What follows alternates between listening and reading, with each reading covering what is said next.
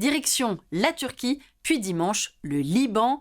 Il s'agit du premier voyage à l'étranger du nouveau pape Léon XIV. Il est à la fois pour rappel le chef d'un État, le Vatican, et le chef de l'Église catholique. Le pape Léon s'est d'abord rendu ici, à Iznik, un lieu symbolique pour les chrétiens car emplacement de l'ancienne cité antique de Nicée, où fut conçu il y a 1700 ans le Credo, la prière fondatrice des catholiques comme des protestants et des orthodoxes. Le patriarche Bartholomée notamment était aux côtés du pape Léon. Sauf que depuis la guerre en Ukraine, le monde orthodoxe s'est divisé. Bartholomée, par exemple, a condamné l'invasion russe de l'Ukraine, ce que n'a pas fait le patriarche de Moscou, Kirill, très proche de Vladimir Poutine. L'occasion pour le pape Léon de parler de réconciliation, évoquant une humanité affligée par les conflits et les violences. Il a également demandé au dirigeant turc Recep Tayyip Erdogan d'être un facteur de stabilité avant de s'envoler pour le Liban. Alors pourquoi le pape Léon XIV a choisi de se rendre également au pays du cèdre? La réponse avec nos cartes. Petit pays coincé entre la Syrie et Israël, le Liban a toujours été contaminé par les guerres des autres.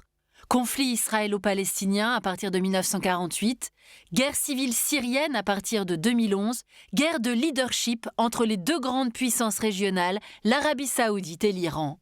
Par ailleurs, le Liban est une véritable mosaïque religieuse unique dans la région.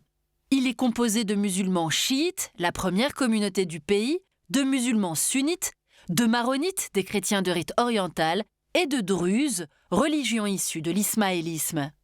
Au total, 18 communautés confessionnelles étroitement imbriquées. Le Liban possède un système politique unique au monde. Il définit la répartition du pouvoir entre les trois communautés les plus nombreuses au sein d'une démocratie parlementaire.